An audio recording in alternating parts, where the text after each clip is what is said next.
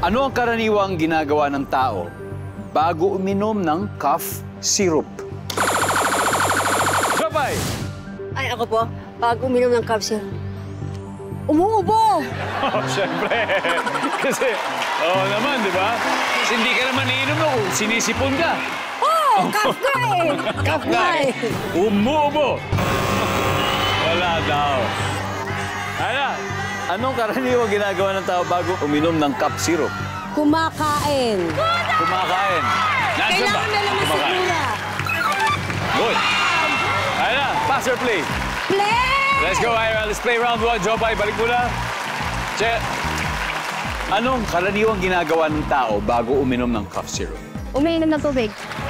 Umiinom ng tubig. Oh, wala. Cynthia, karaniwang ginagawa ng tao bago uminom ng cough syrup?